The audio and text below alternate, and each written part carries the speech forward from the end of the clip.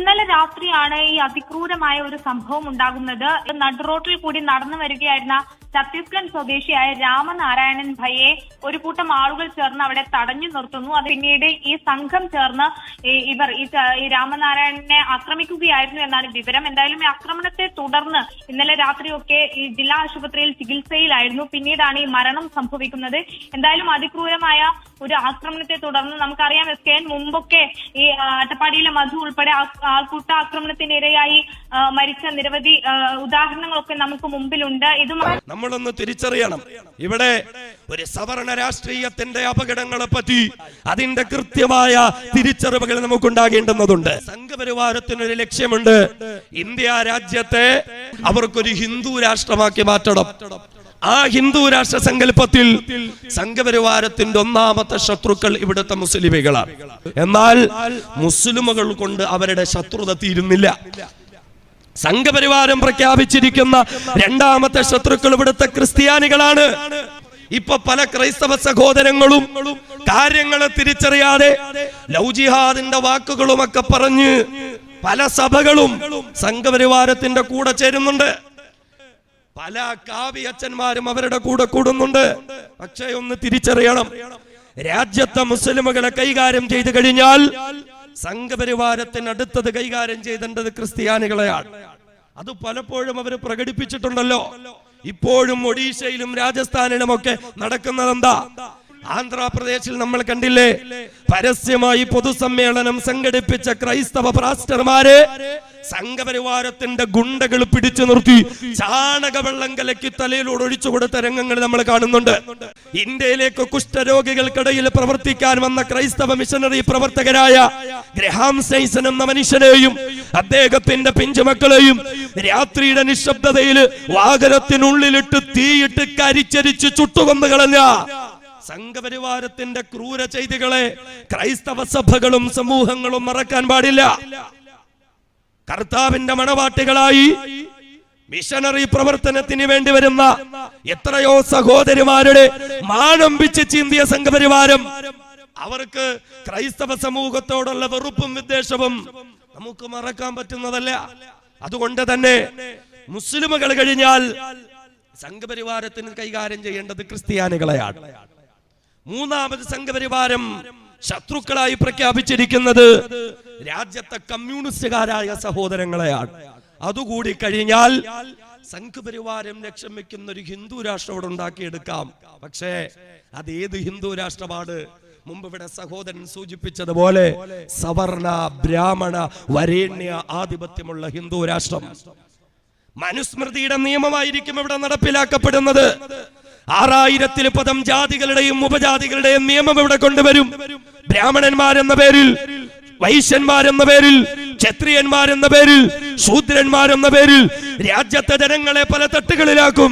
എന്നിട്ടോ പ്രായപൂർത്തിയെത്തിയ കീഴാള കുടുംബത്തിലെ പുരുഷന്മാർക്ക് മൂക്കിന് കീഴെ മീശ വളർത്താനെന്ന അവകാശമുണ്ടാകില്ല. പ്രായപൂർത്തിയെത്തിയ കീഴാള കുടുംബത്തിലെ അമ്മ പെങ്ങന്മാർക്ക് മാറുമറയ്ക്കാൻ, നാണം മറയ്ക്കാൻ അവകാശമുണ്ടായിരിക്കില്ല. പൊതുവഴിയിലൂടെ നടക്കാനുള്ള അവകാശമില്ല. പൊതുക്കുളത്തിൽ കുളിക്കാനുള്ള അവകാശമില്ല. ഇവിടുത്തെ എല്ലാ ക്ഷേത്രത്തിലും കയറിയിട്ട് ആരാധന നടത്താനുള്ള അവകാശം അവർക്കുണ്ടാകില്ല. ഇവിടുത്തെ ദലിതന്മാരെയും ഇവിടുത്തെ കീഴാളന്മാരുടെയും ഇവിടുത്തെ പുലയന്മാരെയും ഇവിടുത്തെ പലയന്മാരെയും ഇവിടുത്തെ കീഴാളന്മാരെയും ഒക്കെ ചവിട്ടുത്തേക്കുന്ന മനുസ്മൃതിയുടെ നിയമം കൊണ്ടുവരുന്ന ഒരു ഹിന്ദു രാഷ്ട്രമാണ് സംഘപരിവാരം ലക്ഷ്യം വെക്കുന്നത്. പാടത്തും പറമ്പത്തും കല്ലിനോടും മണ്ണിനോടും പടവെട്ടി പൊന്നു വിളയിക്കുന്ന കീഴാളന്മാർക്ക് അർഹമായ കൂലി കൊടുക്കില്ല തമ്പ്രാക്കന്മാർ. ആരെങ്കിലും തമ്പ്രാക്കന്മാരോട് കൂലി ചോദിച്ചാൽ കൂലി ചോദിക്കുന്ന ചെളിപ്പാടത്തിൽ ചവിട്ടി താഴ്ത്തി ശ്വാസം മുട്ടിച്ചു കൊന്നുകളയും. കീഴാളന്മാർക്ക് ഭക്ഷണം കൊടുക്കുന്നത് പറമ്പിൽ എവിടെയെങ്കിലും കുഴികുത്തി അതിൽ ഇലയിട്ട് നാൽക്കാലികൾക്ക് കൊടുക്കുന്നത് പോലെ ആയിരിക്കും. വെള്ളം കൊടുക്കുന്നത് മുളവെട്ടിയ പാത്രങ്ങളിലും ചിരട്ടകളിലുമായിരിക്കും. മൃഗങ്ങളുടെ പരിഗണന പോലും ആ പാവങ്ങൾക്ക് നൽകപ്പെടുകയില്ല. അങ്ങനെ പൊതുവഴിയിലൂടെ മേലാളന്റെ പല്ലക്ക് ചുമന്ന് വരുന്ന മല്ലന്മാർ ഹോയ് ഹോയ് എന്ന ശബ്ദമുയർത്തുമ്പോൾ ആ ശബ്ദം കേട്ട് 30 അടി വാരത്തിൽ അധികം മാറി നിന്നിട്ട് യശ്രമാ തമ്പ്ര എന്ന കൈകൂപ്പിയിട്ട് തല താഴ്ത്തിയിട്ട് തെളിക്കാൻ വിധിക്കപ്പെടുന്ന രാജ്യത്തെ കീഴാളന്മാരുടെയും ആദിവാസികളുടെയും ദലിതുകളുടെയും ഒരു ഇന്ത്യ. ആ ഇന്ത്യയാണ് സംഘപരിവാരത്തിന് ഉണ്ടാക്കിയെടുക്കേണ്ടത്. ആ ഇന്ത്യ ഉണ്ടാക്കിയെടുക്കണമെങ്കിൽ സംഘപരിവാരത്തിന് ആദ്യം മുസ്ലിമുകളെ ഇവിടെ നിന്ന് ഒഴിവാക്കണം. കാരണം സംഘപരിവാരത്തിന്റെ വരേണ്യ സവർണ ബ്രാഹ്മണ മാടമ്പിസത്തെ തകർത്തു കളഞ്ഞത് ഇവിടുത്തെ മുസ്ലിമുകളായിരുന്നു. ഇവിടുത്തെ കീഴാളന്മാരോടൊപ്പം മുസ്ലിമുകൾ സഹകരിച്ചു, അവരോട് സഹവസിച്ചു, അവരോടൊപ്പം ഇരുന്ന് ഭക്ഷണം കഴിച്ചു, അവർക്ക് നല്ല ഭക്ഷണം കൊടുത്തു, അവർക്ക് നല്ല ജോലി കൊടുത്തു, അവരോടൊപ്പം നിന്ന് ജോലി ചെയ്തു. മഹാനായ ടിപ്പു സുൽത്താൻ റഹിമഹുള്ള കേരളത്തിന്റെ മണ്ണിലൂടെ കടന്നുപോയപ്പോൾ മാറുമറയ്ക്കാത്ത അവർണ കുടുംബത്തിലെ അമ്മ പെങ്ങന്മാർക്ക് സവർണന്മാരെ വെല്ലുവിളിച്ചുകൊണ്ട് മാറുമറയ്ക്കാൻ ടിപ്പു സുൽത്താൻ ചേല വിതരണം ചെയ്തു. ഇന്നും തൃശൂർ ചേലക്കര എന്നു പേരുള്ള നാട് സ്ഥിതി ചെയ്യുന്നതിന്റെ പിന്നിലുള്ള ചരിത്രവും അത് തന്നെയാണ് എങ്കിൽ നാം തിരിച്ചറിയണം, മുസ്ലിമുകളെ ഇല്ലായ്മ ചെയ്താലേ സംഘപരിവാരം ലക്ഷ്യം വെക്കുന്നതായ ഒരു ഹിന്ദു രാഷ്ട്രം ഇവിടത്തെ അവർണരെ അടിച്ചമർത്തി അവർക്ക് ഉണ്ടാക്കിയെടുക്കാൻ പറ്റുകയുള്ളൂ. അതുകൊണ്ട് തന്നെ മുസ്ലിമുകളെ രാജ്യത്ത് നിന്നില്ലായ്മ ചെയ്യണം. നമുക്കറിയല്ലോ, ഇപ്പൊ തന്നെ സംഘപരിവാരം മനുസ്മൃതിയുടെ നിയമങ്ങൾ പലപ്പോഴും പലയിടങ്ങളിലും അവർ നടപ്പിലാക്കിയിട്ടില്ലേ. ഉത്തരേന്ത്യൻ സംസ്ഥാനങ്ങളിൽ ഇല്ലാത്ത കുറ്റങ്ങൾ പറഞ്ഞിട്ട് പാവപ്പെട്ട കീഴാള കുടുംബത്തിലെ അമ്മ പെങ്ങന്മാരെ പരിപൂർണ നഗ്നരാക്കിയിട്ട് പരസ്യ വിചാരണയ്ക്ക് വിധേയരാക്കുന്നുണ്ട് സംഘപരിവാരം. ദലിതുകൾ പഠിക്കുവാനോ ഉയരുവാനോ പാടില്ല. അവർ മേലാളന്മാരുടെ മലഞ്ചുമക്കാനും ചെരുപ്പ് കുത്താനും വിധിക്കപ്പെട്ടവരെന്നതിന്റെ നിയമം കൊണ്ടുവന്നിട്ട് രോഗിത്വമില എന്ന ഗവേഷണ വിദ്യാർത്ഥിയായ ചെറുപ്പക്കാരനെ പോലും പടിയടച്ച് പിണ്ടം വെച്ച് ചാണകവെള്ളം തളിച്ചിട്ട് ശുദ്ധികലശം നടത്തുമ്പോൾ എന്റെ ജനനമാണ് എന്റെ ശാപം എന്ന് പറഞ്ഞൊരു ജാൻ കയറിൽ ആ ചെറുപ്പക്കാരൻ ജീവൻ എടുക്കേണ്ടി വന്നത് ഞാനും നിങ്ങളും കണ്ടിട്ടുള്ളതല്ലേ. ഇപ്പോഴും ഗുജറാത്തിലും മുനയിലും പല സ്ഥലങ്ങളും ഉൾപ്പെടെ തെരുവോരങ്ങളിൽ ചത്തുപോയി ദിവസങ്ങൾ പഴക്കമുള്ള ചീഞ്ഞു നാറുന്ന പുഴുവരിക്കുന്ന പശുവിന്റെ തോലുരിച്ചെടുത്ത് കടകമ്പോളങ്ങളിൽ കച്ചവടം ചെയ്തിട്ട് കുടുംബത്തിന്റെ പട്ടിണി മാറ്റാമെന്ന് കരുതുന്ന പാവപ്പെട്ട ദലിതുകളായ സഹോദരന്മാരെ പട്ടാപ്പകല് പൊരിവെയിലത്ത് പോസ്റ്റിൽ കെട്ടിയിട്ട് പേപ്പട്ടികളെ പോലെ തല്ലിച്ചതയ്ക്കുന്ന സംഘപരിവാരത്തിന്റെ ഹിന്ദു രാഷ്ട്രത്തില് ഇവിടുത്തെ കീഴാളന്മാർക്ക് സ്വസ്ഥമായി ജീവിക്കാൻ പറ്റുമെന്ന് നമ്മൾ കരുതണ്ട. 10-11 വയസ്സുള്ള കുഞ്ഞുങ്ങളെ പോലും മേലാളന്റെ പറമ്പിലൂടെ കടന്നു എന്നതിന്റെ പേരിൽ തല്ലിക്കൊന്നില്ലേ സംഘപരിവാരം. 1.5 വയസ്സുള്ള ദലിത് കുടുംബത്തിൽപ്പെട്ട കുഞ്ഞുപോലും പൊതുവഴിയിൽ മൂത്രമൊഴിച്ചു എന്നതിന്റെ പേരിൽ ആ കുഞ്ഞിനെ കൈകാര്യം ചെയ്ത സംഘപരിവാരം സൃഷ്ടിച്ചെടുക്കുന്ന ഹിന്ദു രാഷ്ട്രത്തിൽ ഇന്ത്യ രാജ്യത്തെ കീഴാളന്മാർക്ക് സ്വസ്ഥതയോടുകൂടി ജീവിക്കാൻ പറ്റുമെന്ന് നമ്മൾ കരുതണ്ട. അതുകൊണ്ട് സംഘപരിവാരം ലക്ഷ്യം വെക്കുന്നത് സവർണ ബ്രാഹ്മണ മാടമ്പി തമ്പുരാക്കന്മാർ അരങ്ങുവാഴുന്ന ഒരു ഹിന്ദു രാഷ്ട്രമാണ് എങ്കിൽ ആ ഹിന്ദു രാഷ്ട്രം പടുത്തെത്താൻ ഒന്നാമതായി ഇവിടുത്തെ മുസ്ലിമുകളെ ഉന്മൂലനം ചെയ്യണം. അതിനുവേണ്ടി പല കള്ളിക്കളികളും അവർ കളിക്കും. നമ്മുടെ കൂട്ടത്തിൽ നിന്ന് തന്നെ പല കപട വിശ്വാസികളെയും അവർ വിലക്കെടുക്കും. അതുകൊണ്ട് ഇന്ത്യയിൽ നിന്ന് ആരും പുറത്തു പോകാൻ തീരുമാനിച്ചിട്ടില്ല. ഇൻഷാ അല്ലാഹ് ഒരു മുസ്ലിം ഇവിടുന്ന് പോവൂല, ഇൻഷാ അല്ലാഹ് ഒരു ക്രിസ്ത്യാനി ഇവിടുന്ന് പോവൂല, ഇൻഷാ അല്ലാഹ് ഒരു കമ്മ്യൂണിസ്റ്റുകാരൻ ഇവിടുന്ന് പോവൂല, ഇൻഷാ അല്ലാഹ് ഒരു കീഴാളന്മാർ ഇവിടുന്ന് പോവൂല. നമ്മളൊക്കെ ഇവിടെ തന്നെ അടങ്ങി ഒതുങ്ങി ഇൻഷാ അല്ലാഹ് ജീവിക്കും. നമ്മളോടൊപ്പം മര്യാദക്ക് ഇവിടെ ജീവിക്കാൻ പറ്റില്ല എങ്കിൽ ഇന്ത്യ വിട്ടുപോവുക എന്നതിലപ്പുറം ഒരു തീരുമാനം നമുക്കില്ല. അങ്ങനെ RSS ഇന്ത്യ വിട്ടു പോകുമ്പോ വെറും കൈയോടുകൂടി പോകണ്ട. അബ്ദുള്ള കുട്ടിയും കൂടെ കൊണ്ടുപോയേക്കുക, മുഖ്താർ അബ്ബാസ് നഖ്വിയും കൂടെ കൊണ്ടുപോയേക്കുക, ആരിഫ് മുഹമ്മദ് ഖാനെയും കൂടെ കൊണ്ടുപോയേക്കുക. നിങ്ങളുടെ വേസ്റ്റുകൾ ചുമക്കാൻ ഇന്ത്യക്കാർക്ക് താല്പര്യമില്ല.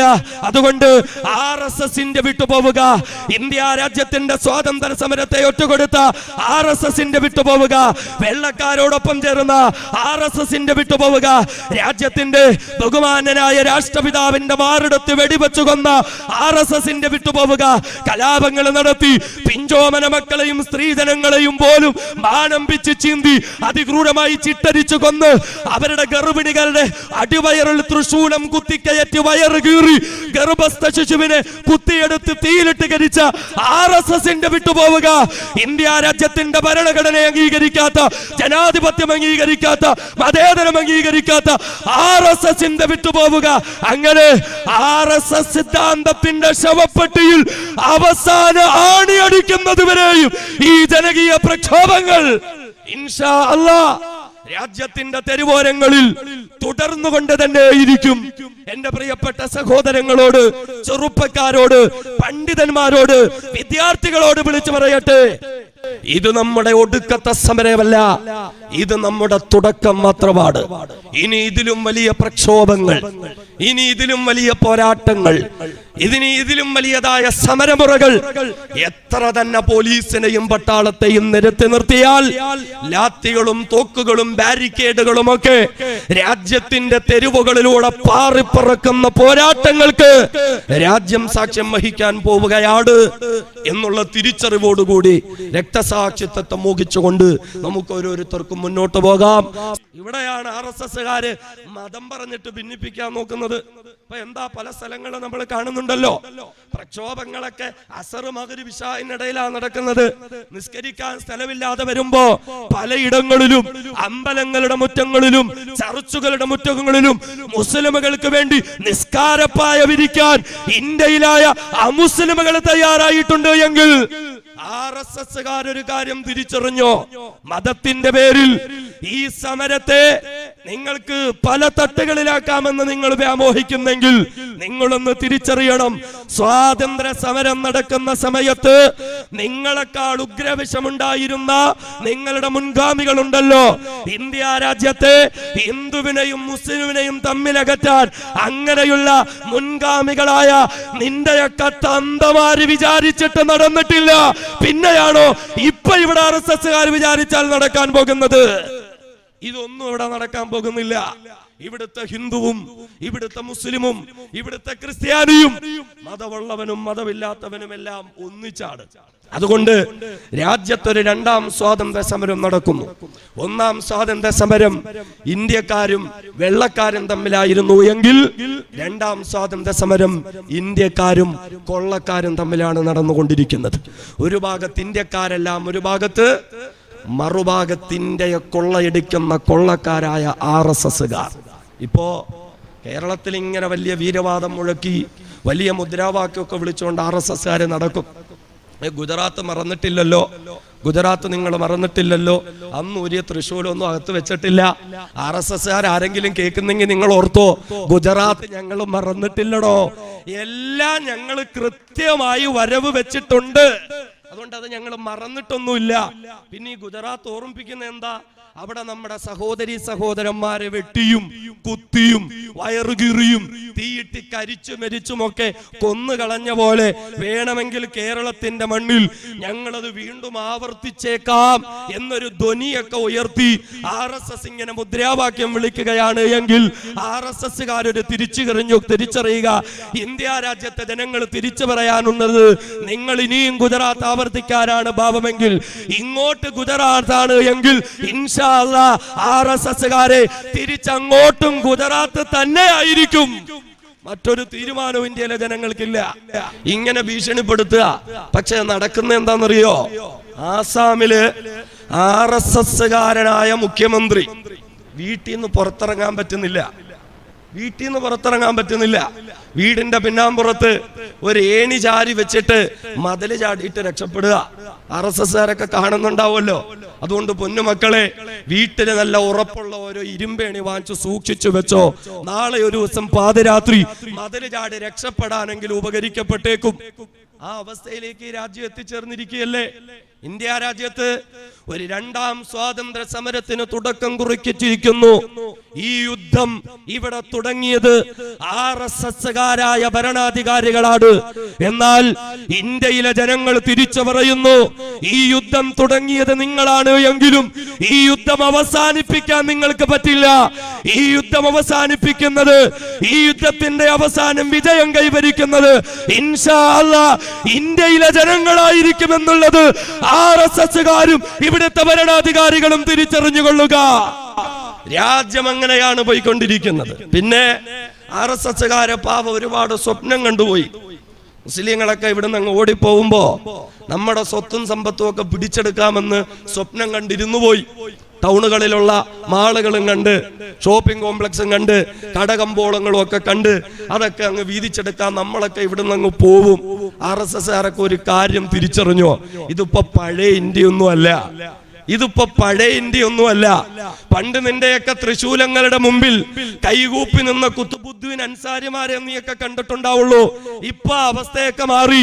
ഇപ്പോഴൊക്കെ നിന്റെ കയ്യിലിരിക്കുന്ന തൃശൂലം പിടിച്ചു വാങ്ങാൻ കെൽപ്പുള്ള ആൺകുട്ടികളും പെൺകുട്ടികളുമുള്ള രാജ്യമാണ് ഇന്ത്യ. RSSകാരൻ അത് തിരിച്ചറിഞ്ഞോ? അതുകൊണ്ട് ഞങ്ങൾ ഇൻഷാ അല്ലാഹ് ഇന്ത്യയുടെ മണ്ണിൽ ജനിച്ചവരാണ് എങ്കിൽ ഇവിടെ തന്നെ ഇൻഷാ അല്ലാഹ് ഞങ്ങൾ ജീവിക്കും, ഇവിടെ തന്നെ ഇൻഷാ അല്ലാഹ് ഞങ്ങൾ മരിക്കും. എവിടേക്ക് പോകാനും ഞങ്ങൾ തീരുമാനിച്ചിട്ടില്ല. ഇനി ഒരു കാര്യം തിരിച്ചറിഞ്ഞോ, ഏതെങ്കിലും ഒരു സന്ദർഭത്തില് ഇന്ത്യയിലെ മുസ്ലിമുകൾക്ക് ഇന്ത്യ വിട്ട് എവിടേക്കെങ്കിലും പോകേണ്ടുന്ന ഒരവസ്ഥ വന്നാൽ വെറും കൈയോടുകൂടി ഞങ്ങൾ പോകാൻ തീരുമാനിച്ചിട്ടില്ല. RSSകാരെ അങ്ങനെ പോകേണ്ടി വന്നാൽ അതിനു മുമ്പ് നിന്നെയൊക്കെ പറഞ്ഞു വിടേണ്ടടുത്തേക്ക് പറഞ്ഞു വിട്ടിട്ടല്ലാതെ ഒരു മുസ്ലിം ഇവിടുന്ന് പോവില്ല. അങ്ങനെ ഒരു തീരുമാനവും നമ്മൾ എടുത്തിട്ടില്ല. അതുകൊണ്ട് തന്നെ എന്റെ പ്രിയപ്പെട്ട സഹോദരങ്ങളെ, ഈ പോരാട്ടം സംഘപരിവാർ സിദ്ധാന്തത്തിനെതിരെയായിരിക്കട്ടെ, ഈ പോരാട്ടം RSS സിദ്ധാന്തത്തിനെതിരെയാകട്ടെ. ബാബരി മസ്ജിദിന്റെ പ്രശ്നം ഒരു വലിയ പ്രശ്നമാണ്. 421 വർഷം ആരാധന നടത്തിയ ഒരു സ്ഥലം സംഘപരിവാരത്തിന്റെ അന്ധവിശ്വാസത്തിന്റെ പേരിൽ അവർക്ക് വിട്ടുകൊടുക്കണമെന്ന് പറഞ്ഞാൽ ഹിന്ദുക്കളുടെ വിശ്വാസമല്ല, സംഘപരിവാരത്തിന്റെ അന്ധവിശ്വാസമാണത്. അങ്ങനെ വിട്ടുകൊടുക്കേണ്ടി വന്നാൽ ഇത് കോടതിയുടെ കീഴ്വഴക്കമാവും. 3003 പള്ളികളുടെ ലിസ്റ്റ് ഉണ്ട് സംഘപരിവാരത്തിന്റെ കയ്യിൽ. മറ്റേതെങ്കിലും പള്ളി വന്ന് തകർത്തിട്ട് പിന്നെയും കേസിന് പോകുമ്പോ 421 വർഷം ആരാധന നടത്തിയ പള്ളി കൊടുത്ത കേസ് ഇവിടെ ഉണ്ട്, അത് വിട്ടുകൊടുക്കാമെങ്കിൽ പിന്നെ നിങ്ങൾക്ക് എന്താ കൊടുത്തൂടെ എന്ന് കോടതി ചോദിക്കും. എന്തോ മറുപടി പറയും? ഏതെങ്കിലും ചർച്ച് തകർത്തിട്ട് ഞങ്ങളുടേതാണെന്ന് സംഘപരിവാരം പറഞ്ഞിട്ട് ക്രിസ്ത്യാനികൾ കേസിന് പോകുമ്പോ 421 വർഷം ആരാധന നടത്തിയ സ്ഥലം ഇവന്മാരുടെ അന്ധവിശ്വാസത്തിന് വിട്ടുകൊടുത്ത കീഴ്വഴക്കം ഇവിടെ ഉണ്ട്, അതുകൊണ്ട് നിങ്ങളും വിട്ടുകൊടുക്കണമെന്ന് പറയുമ്പോ വിട്ടുകൊടുക്കാൻ പറ്റുമോ? ഏതെങ്കിലും ദലിതൻ വഴിയിലൂടെ നടന്നു പോകുമ്പോ RSSന്റെ തെമ്മാടികൾ വന്ന് കയ്യും കാലും തല്ലിയൊടിച്ചിട്ട് ഞങ്ങളുടെ വിശ്വാസപ്രകാരം ദലിതുകൾ റോഡിലൂടെ നടക്കാൻ പാടില്ല എന്ന് പറയുമ്പോ അവന്മാരുടെ അന്ധവിശ്വാസത്തിന് വിട്ടുകൊടുക്കാൻ പറ്റുമോ? എന്താ ഇവരുടെ പാരമ്പര്യം? വെള്ളക്കാരുടെ മുമ്പിൽ രാജ്യത്തിന്റെ അഭിമാനം വിട്ടിട്ട് മാപ്പെഴുതി കൊടുത്ത് രക്ഷപ്പെട്ട പാരമ്പര്യമല്ലേ RSSന്റെ നേതാക്കന്മാരുടെ പാരമ്പര്യം?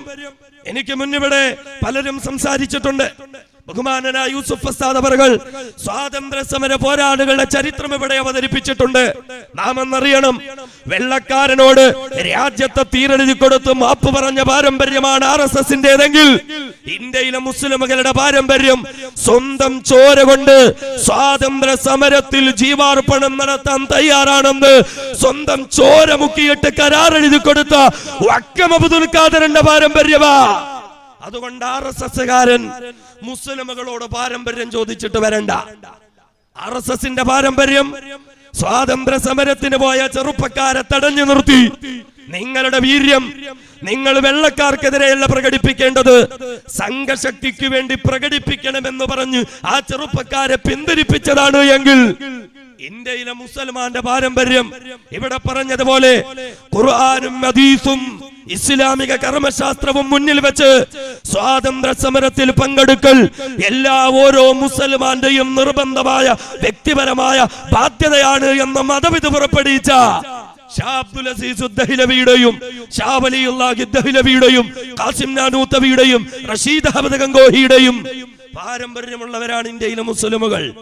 ഇന്നും ദാറുൽ ദൈവബന്ദിന്റെ മുറ്റത്തേക്ക് ചെന്നാൽ തൊട്ടടുത്തുള്ള ചത്താ മസ്ജിദിന്റെ അകത്തളങ്ങളിലേക്കുള്ള ചുവരുകളുടെ അടുക്കലേക്ക് നമ്മുടെ മൂക്കം നടുപ്പിച്ചു പിടിച്ചാൽ ഡൽഹിയുടെ ഗ്രാൻഡ് ട്രങ്ക് റോഡിന്റെ ഇരുവശങ്ങളിലുമുള്ള മണ്ണെടുത്ത് നമ്മുടെ മൂക്കിലേക്കൊന്ന് അടുപ്പിച്ചു പിടിച്ചാൽ വെള്ളക്കാർക്കെതിരെ പോരാട്ടം നടത്തിയതിന്റെ പേരിൽ തുരുതുട വെടിയുതിർക്കപ്പെട്ട് ശരീരം അതിക്രൂരമായി വെട്ടിമുറിക്കപ്പെട്ട് മരങ്ങളിൽ തൂക്കിലേറ്റപ്പെട്ട് രാജ്യത്തിനു വേണ്ടി രക്തസാക്ഷിത്വം വഹിച്ച ഇന്ത്യയിലെ മുസ്ലിമുകളുടെ പോരാട്ട വീര്യമുള്ള പണ്ഡിതന്മാരുടെ രക്തത്തിന്റെ മണം ആ ചുവരുകൾക്കും ആ മുറ്റങ്ങൾക്കും ആ മണ്ണുകൾക്കും ഉണ്ടാകും. ഇതല്ലേ ഇന്ത്യയിലെ മുസൽമാന്റെ പാരമ്പര്യം? എന്നാൽ RSSകാരുടെ പാരമ്പര്യം എന്താണ്? RSSന്റെ പാരമ്പര്യം അറിയാൻ ഇന്ത്യയിൽ നമ്മൾ അന്വേഷിച്ചിട്ട് കാര്യമില്ല. കാരണം ഇന്ത്യയിലെ മുസ്ലിമുകൾക്ക് പറയാൻ, പാരമ്പര്യം പറയാൻ കുത്തബ് മിനാറുണ്ട്, താജ്മഹൽ ഉണ്ട്, അതുപോലെ തന്നെ ചെങ്കോട്ടയുണ്ട്. നമുക്ക് പറയാം നമ്മുടെ ഡൽഹി ജുമാ മസ്ജിദ് ഉണ്ട്. RSSകാരനോട് ഇന്ത്യയിൽ നിങ്ങൾ എന്തുണ്ടാക്കി എന്ന് ചോദിച്ചാൽ നരേന്ദ്രമോദി രാജ്യത്തിന്റെ കുറച്ച് ഭാഗങ്ങളിൽ കുറെ കക്കൂസ് പണിഞ്ഞു എന്നല്ലാതെ മറ്റൊന്നും പറയാൻ RSSകാർക്കില്ല. അതുകൊണ്ട് RSSന്റെ പാരമ്പര്യം അറിയണമെങ്കിൽ ബ്രിട്ടനിലേക്കോ പോർച്ചുഗലിലേക്കോ നമ്മൾ പോകണം. അവിടെ പോയാൽ പണ്ട് ഇന്ത്യയിൽ ഭരണം നടത്തിയ സായിപ്പന്മാരുടെ കോട്ടും സൂട്ടും ബൂട്ടും ഒക്കെ അവിടെ മ്യൂസിയങ്ങളിൽ സൂക്ഷിച്ചിട്ടുണ്ടാവും. അതിൽ നിന്ന് ഒരു ഷൂസ് നമ്മൾ വാങ്ങിയിട്ട് നല്ല പോളിഷ് ചെയ്തു വെച്ചിരിക്കുന്ന ഷൂസ് ചെറിയ ഒരു ഇരുമ്പ് കഷണം കൊണ്ട് നമ്മൾ ആ പോളിഷ് ഇങ്ങനെ ചുരണ്ടി ഇളക്കിയാൽ ആ പോളിഷും പെയിന്റും ഒക്കെ ഇങ്ങനെ മാറി കഴിയുമ്പോ കുറച്ച് കഴിഞ്ഞാൽ ആ ഷൂസിൽ നിന്നൊരു വല്ലാത്ത ദുർഗന്ധം പുറത്തേക്ക് വരും. എന്ത് ദുർഗന്ധമാണെന്നറിയുവോ? ഈ ഷൂസ് ധരിച്ച സായിപ്പന്മാര് ഇന്ത്യയിൽ വന്ന ഭരണം നടത്തിയപ്പോ RSSന്റെ നേതാക്കന്മാര് ആ ഷൂസ് നക്കിക്കൊടുത്തപ്പോ അന്ന് അവരുടെ വായിൽ നിന്ന് വന്ന ദുർഗന്ധം ഇന്നും ആ ഷൂസിൽ നിലനിൽക്കുന്നുണ്ട് എങ്കിൽ ഇതാണ് അരനിക്കറിട്ട RSS തെമ്മാടികളുടെ തന്തകളുടെ പാരമ്പര്യം എന്ന് പറയുന്നത്. ഇവനാണ് ഇന്ത്യയിലെ മുസൽമാനോട് പാരമ്പര്യം ചോദിച്ചു വരുന്നത്. ഇന്ന് നോമ്പ് പിടിച്ചിട്ട് നാളെ തന്നെ പരിഹാരം കാണുമെന്നൊന്നും നമുക്ക് ധൃതിയൊന്നുമില്ല. ഫറോവയ്ക്കെതിരെ മൂസാ നബി ദുആ ചെയ്ത് 40 വർഷം കഴിഞ്ഞിട്ട് ആ പടച്ചവൻ തീരുമാനമെടുത്ത്. അബൂലഹബ് നശിക്കട്ടെ എന്ന ആയത്തിറങ്ങി 15 വർഷം കഴിഞ്ഞിട്ടാണ് അള്ളാഹു തീരുമാനമെടുത്തത്. എന്ന് മാത്രമല്ല, അബ്ദുള്ളക്കുട്ടിമാരൊന്ന് തിരിച്ചറിഞ്ഞുകൊള്ളുക, ഞങ്ങൾ നോമ്പ് പിടിക്കുന്നതും ഞങ്ങൾ ദുആ ചെയ്യുന്നതുമൊക്കെ CAA എന്ന നിയമം പിൻവലിക്കാനാണ് എന്ന് അബ്ദുള്ള കുട്ടിയോട് ആരാ പറഞ്ഞത്? ആ തെറ്റിദ്ധാരണ മാറ്റിവെക്കുക. ഇൻഷാ അല്ലാഹ് RSSന്റെ ശവപ്പെട്ടിയിൽ അവസാന അടിയടിക്കുന്നത് വരെയും ഞങ്ങളുടെ ദുആക്കളും ഞങ്ങളുടെ നോമ്പുകളും ഞങ്ങൾ തുടർന്നു കൊണ്ടേയിരിക്കും. അബ്ദുള്ള കുട്ടിമാർ ധൃതി പിടിച്ചിട്ട് കാര്യമൊന്നുമില്ല. എന്ന് മാത്രമല്ല, അബ്ദുള്ള കുട്ടിക്ക് ഇപ്പോഴും അയാളുടെ റോൾ എന്താന്ന് തിരിച്ചറിഞ്ഞിട്ടില്ല. ഹിന്ദു പുരാണങ്ങളിലൊക്കെ നേരിട്ട് ആണുങ്ങളോട് യുദ്ധം ചെയ്യാൻ പറ്റാതെ വരുമ്പോ ഇടയ്ക്ക് ശിഖണ്ഡികളെ നിർത്തുന്ന ഒരു ഏർപ്പാടുണ്ട്. ശിഖണ്ഡി എന്ന് പറഞ്ഞാൽ ആണുമല്ല പെണ്ണുമല്ല, ആണും പെണ്ണും കെട്ടവർ. അങ്ങനെ ഒരു പരിപാടിയുണ്ട്. കേരളത്തിൽ ഇപ്പൊ RSSകാർക്ക് നേരിട്ട് മുസ്ലിങ്ങളോട് ഏറ്റുമുട്ടാൻ പറ്റാത്തത് കൊണ്ട് അവർക്ക് ഇടയ്ക്ക് നിർത്താൻ ഒരു ശിഖണ്ഡിയെ വേണം. ആ കാര്യത്തില് RSSകാർക്ക് ഒരു തെറ്റും പറ്റിയിട്ടില്ല. ഇപ്പൊ നിങ്ങൾക്ക് കേരളത്തിൽ നിന്ന് കിട്ടാവുന്ന നല്ല ഒന്നാം തരം ആണും പെണ്ണും കെട്ട സാധനം അത് അബ്ദുള്ളക്കുട്ടി തന്നെയാണ്. അത് അബ്ദുള്ളക്കുട്ടി മാത്രമാണ്. ഇങ്ങനെ പല ആളുകളെയും വിളിച്ചിട്ട് കളിക്കും. പിന്നെന്താ, ഇടയ്ക്ക് പ്രധാനമന്ത്രിയുടെ ഒരു പ്രസ്താവന, വസ്ത്രം കണ്ടാൽ പ്രക്ഷോഭകരെ തിരിച്ചറിയാം. താടി ഉണ്ടാവും, തൊപ്പി ഉണ്ടാവും, നിസ്കാരത്തഴമ്പുണ്ടാവും, പർദ്ദ ഉണ്ടാവും, മഫ്ത ഉണ്ടാവും. പക്ഷെ എന്തു പറ്റി?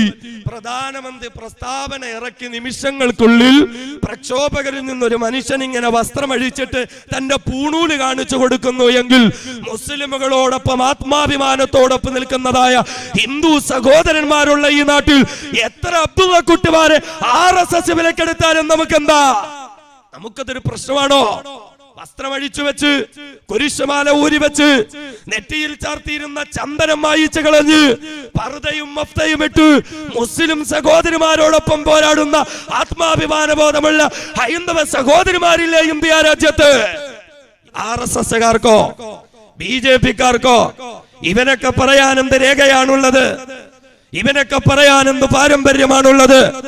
ഇവന്റെയൊക്കെ തന്തമാര് വെള്ളക്കാരുടെ ചെരുപ്പ് നക്കിക്കൊണ്ടിരിക്കുമ്പോ, വെള്ളക്കാർക്ക് അടിമപ്പണി ചെയ്തുകൊണ്ടിരിക്കുമ്പോ, വെള്ളക്കാരുടെ അടിവസ്ത്രം കഴുകിക്കൊണ്ടിരിക്കുമ്പോ തീതുപ്പുന്ന തോക്കിൻകുടലുകൾ മാറോട് ചേർത്ത് പിടിച്ചിട്ട് ധൈര്യമുണ്ടെങ്കിൽ വെക്കടാ വെടി എന്ന് പ്രഖ്യാപിച്ച പാരമ്പര്യമുള്ളവരാണ് ഇന്ത്യ രാജ്യത്തെ മുസ്ലിമുകൾ. രാജ്യം മുഴുവനും RSSും BJPയും ഓടി നടന്നിട്ട് പരിപാടികൾ നടത്തുന്നു. ഇത് മുസ്ലിമുകളെ ബാധിക്കുന്നതല്ല എന്ന്. മുസ്ലിമുകളെ ബാധിക്കുന്നതല്ല. ആസാമിലെ ലക്ഷക്കണക്കിന് വരുന്ന മുസ്ലിമുകൾക്ക് ഇതിലൂടെ മോചനം കിട്ടുമോ എന്ന് ചോദിച്ചാൽ നേതാക്കന്മാർക്ക് മറുപടിയില്ല. പക്ഷേ ഇവർ പറയുന്ന നുണകൾ ഇന്ന് രാജ്യത്തെ ജനങ്ങൾ കേൾക്കാൻ തയ്യാറല്ല. പ്രധാനമന്ത്രിക്ക് പല നാട്ടിലും പോകാൻ പറ്റുന്നില്ല, ആഭ്യന്തരമന്ത്രിക്ക് പല നാട്ടിലും പോകാൻ പറ്റുന്നില്ല. കേരളത്തിന്റെ മണ്ണിലേക്ക് പോലും ആഭ്യന്തരമന്ത്രിയായ അമിത്ഷാ ഗൃഹസമ്പർക്ക പരിപാടികൾ ഉദ്ഘാടനം ചെയ്യാൻ വരുമെന്ന് പറഞ്ഞപ്പോഴും നട്ടെല്ലിനുറപ്പുള്ള ആൺകുട്ടികളുടെ പ്രതിഷേധം ഏറ്റുവാങ്ങേണ്ടി വരുമെന്നറിഞ്ഞപ്പോൾ തീരുമാനങ്ങളൊക്കെ മാറ്റിവെച്ചിട്ട് അദ്ദേഹത്തിന് മടങ്ങിപ്പോകേണ്ടി വന്നിട്ടുണ്ട് എങ്കിൽ അറബിക്കടലിൽ മുസല്ല വിരിച്ച് നിസ്കരിക്കുന്നത് കണ്ടാലും RSSനെ വിശ്വസിക്കരുത് എന്ന് പറഞ്ഞു പഠിപ്പിച്ച മുൻകാല നേതാക്കന്മാരുടെ വാക്കുകൾക്ക് ഇന്ത്യ രാജ്യം മുഴുവനും കാതോർത്ത് അനുസരിക്കുന്ന ഒരവസ്ഥയിലേക്കാണ് ഈ രാജ്യം എത്തിച്ചേർന്നിരിക്കുന്നത്. ഇത് കൃത്യമായ മുസ്ലിം വിരോധത്തിന്റെ പേരിലാണ്. ഇത് ഇസ്ലാമിനോടും മുസ്ലിമുകളോടുള്ള എതിർപ്പിന്റെയും വെറുപ്പിന്റെയും പേരിലാണ്. ആ വെറുപ്പും ആ എതിർപ്പും മറനീക്കി പുറത്തു വന്ന് അധികാരത്തിന്റെ കേന്ദ്രങ്ങളിൽ ഇരിക്കുമ്പോഴും ആ എതിർപ്പിന്റെ പേരിൽ ഭരണഘടനയെ അവഹേളിക്കാൻ പോലും RSS നേതൃത്വം കൊടുക്കുന്ന NDA സർക്കാരിന് മടിയില്ല എന്ന് പറയുമ്പോൾ ഇത് ഇന്ത്യ രാജ്യത്തെ ഭരണഘടനയെ അവഹേളിക്കലാണ്. ഭരണഘടനയെ അവഹേളിക്കുന്നത് ഇന്ത്യക്കാരെന്നുള്ള നിലയിൽ നമുക്ക് മറക്കാൻ പറ്റുന്നതല്ല, നമുക്ക് പൊറുക്കാൻ പറ്റുന്നതല്ല, നമുക്ക് സഹിക്കാൻ പറ്റുന്നതല്ല. അതുകൊണ്ട് ഭരണഘടനയെ അവഹേളിക്കുന്ന RSSനെ പരാജയപ്പെടുത്തി ഈ രാജ്യത്തില്ലായ്മ ചെയ്യുന്നതുവരെയും നമ്മുടെ ജനകീയമായ പോരാട്ടം ശക്തിയുക്തമായി മുന്നോട്ട് പോകേണ്ടുന്നതുണ്ട് എന്ന തിരിച്ചറിവിലോടുകൂടെയായിരിക്കണം നമ്മുടെ ഈ സമരമുഖങ്ങളിലേക്ക് കടന്നു വരേണ്ടുന്നത്.